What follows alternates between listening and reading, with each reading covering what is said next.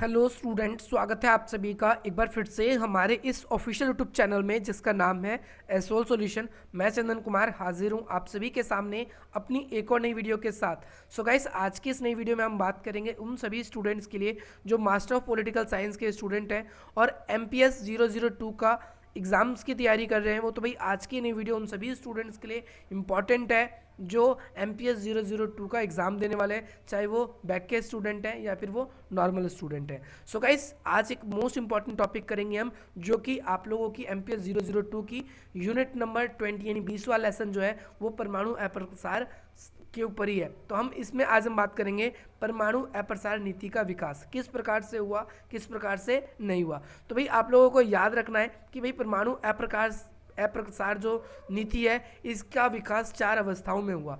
हम चारों अवस्थाएं डीप से एक्सप्लेन नहीं कर पाएंगे इस अकेली वीडियो में, तो हम इसको कई पार्ट्स में डिवाइड करेंगे। हम इसके लिए आप लोगों के लिए 2 पार्ट्स लिख रहेंगे। सबसे पहले हम इंपॉर्टेंट पॉइंट्स के बारे में आप लोगों को बता दें जो आप लोगों को पक्का लिखना है। तो भाई हम ये देखते हैं कि युद्धोत्तर अवस्था में, युद्धोत्तर अवस्था का मतलब ये होता है कि जैसे ही प्रथम विश्व युद्ध और दूसरा विश्व युद्ध समाप्त हुआ तो उसके बाद में विश्व में एकमात्र परमाणु शक्ति संपन्न के रूप में संयुक्त राज्य अमेरिका वो चाहता था कि ये जो परमाणु हथियार है वो किसी और के पास ना जाए और इसका नियंत्रण मैं रखूं और पूरी दुनिया पर अपना वर्चस्व बनाए रखूं। इस चीज़ को वो चाहते थे, इसीलिए वह गोपनीय आधार से इसको रखना चाहते थे और किसी को भी इसका फॉर्मूला देना नहीं चाहते थे। ठीक है, तो इन्होंने ये चाहा कि भैया परमाणु अप्रसार रहे, यानी परमाणु का और प्रसार कहीं ना हो, कोई और भी इसको बना ना सके। तो सबसे पहली चीज़ आप लोगों को याद रखनी है। सेकंड चीज़, आगे चल के परमाणु अविस्तार करने के लिए दूसरा कदम हम देखते हैं अमेरिका या प्रभावी देशों द्वारा ये रहा कि भाई 1953 में क्या किया गया कि भाई UNO के अंदर भाई परमाणु प्रसार को बढ़ाया ना जा सके, इसके लिए कई प्रस्ताव आने शुरू हो गए, इनकी बैठकें शुरू हो गई। आप लोगों को ये ध्यान रखना है। और अमेरिका के जो राष्ट्रपति थे जिनका नाम था आइजनहावर, उन्होंने कई सारे ऐसे उसके अंदर UNO के अंदर भाषण भी दिए थे। इसके साथ साथ परमाणु प्रसार को रोकने के लिए आगे चल के हम देखेंगे व्यापक तौर पे कई सारी संधियां होती है जिसमें NPT CTBT बहुत ही प्रमुख है, इसके बारे में भी हम बात करेंगे। और इसके बाद में लास्ट में एंडली हम 1996 में जब भारत परमाणु परीक्षण कर रहा था तो उस पर अमेरिका ने बहुत ज़्यादा सैंक्शंस यानी प्रतिबंध लगाने की बात करी।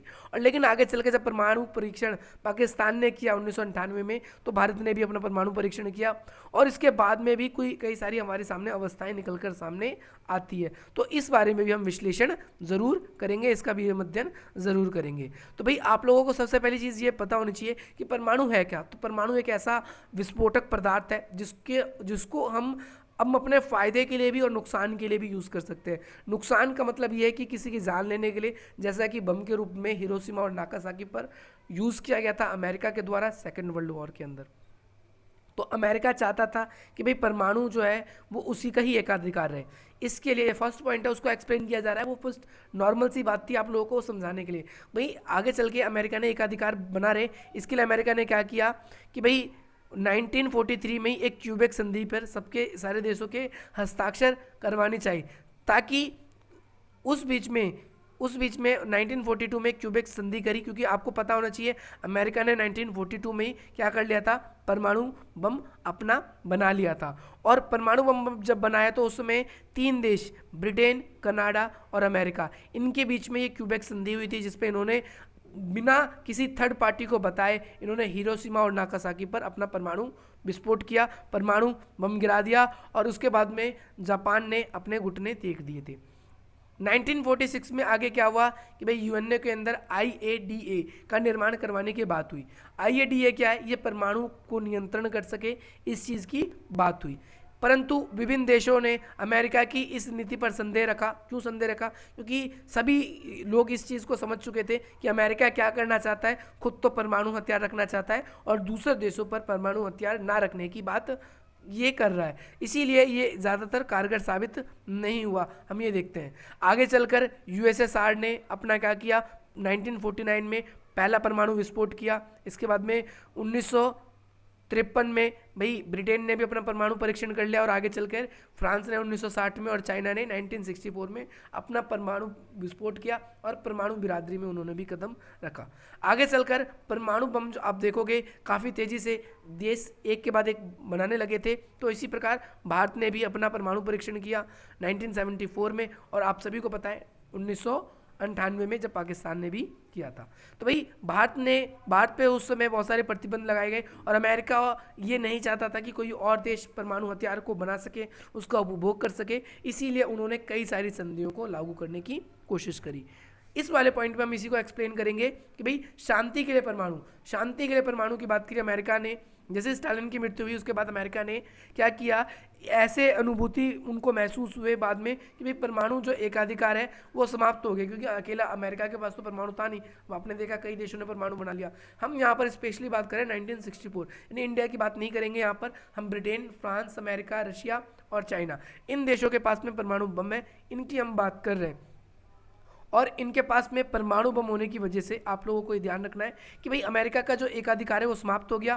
और 1953 में अमेरिका के जो राष्ट्रपति थे हाइजेनहोवर ने संयुक्त राज्य संघ को क्या किया, परमाणु को शांतिपूर्वक यूज़ करने के लिए एक प्रस्ताव रखा, और इसमें यह कहा गया कि आगे चल के हर एक देश परमाणु का नागरिक भलाई के लिए यूज़ करे, ना कि और किसी के लिए। इन्होंने आगे चल के एक संस्था का भी स्थापना किया जिसके बारे में बात करेंगे, IAEA। क्या है? अंतर्राष्ट्रीय आणविक ऊर्जा एजेंसी, है ना, आप लोगों को ध्यान रखना है, इसका पूरा नाम ये है। 1955 में संयुक्त राष्ट्र संघ ने परमाणु ऊर्जा अधिनियम आरंभ कर दिया, और उसी वर्ष में क्या है, कई सारे नाभिकीय विश्वविद्यालय खोले गए जिसके तहत परमाणु का सही यूज़ किया जा सके, सदुपयोग किया जा सके, इसके तरीकों को, इसके प्रयोग को तलाशा जाने लगा, आप लोगों को ध्यान रखना है। इसके बाद में सर्वप्रथम संयुक्त राष्ट्र में पहला अधिवेशन, संयुक्त राष्ट्र संघ का जो पहला अधिवेशन है परमाणु प्रसार को रोकने के लिए, वो कहाँ पर हुआ था? जेनेवा नाम के नगर में हुआ था, आप लोगों को ध्यान रखना है। और इसमें 27 देशों के बीच में परमाणु प्रसार ना हो इसके लिए संधि भी हुई थी। अब आगे बात करेंगे हम सुरक्षा के उपाय। तो भाई परमाणु शांति के लिए यूज़ किया जा रहा है, आपने देखा, उसका नागरिक फायदा मिलेगा, ये बात कही गई। और साथ ही साथ हम देखेंगे सुरक्षा के उपाय। तो भाई सुरक्षा का उपाय का कॉन्सेप्ट क्या है कि शांति के लिए परमाणु का अन्वेषण ज़्यादा दिन तक नहीं चला, क्योंकि सबको पता है अमेरिका और जो भी देश ऐसे थे वो परमाणु को, पिछलग्गू देश अमेरिका के, वो परमाणु प्रसार इसलिए नहीं होने देना चाहते थे क्योंकि अमेरिका के पास ही परमाणु रहे और अन्य देशों पर वो अपनी क्या कर सके, दादागिरी कर सके, ये चीज़ देखी। और इसी वजह से सुरक्षा को लिया जैसे IAEA की स्थापना की गई। मैंने आपको जैसे बताया IAEA की स्थापना कब की गई, तो 1957 में की गई। और इस संस्था का कार्य क्या था? इस संस्था का कार्य ये था कि भाई परमाणु का जो उपयोग है वो एक सुरक्षा उपाय होना चाहिए, परमाणु इस तरीके से यूज़ किया जाए जो नागरिक भलाई के लिए हो, और उसका सिर्फ ऊर्जा के रूप में शांतिपूर्ण स्वास्थ्य के भलाई के लिए, समृद्धि के लिए परमाणु का योगदान होना चाहिए, ना कि ये कि वो सैनिक सहायता के लिए इसका उपयोग करें। इस पे पूरी तरीके से ये प्रतिबंधित किया जाए, इनका ये कहना था।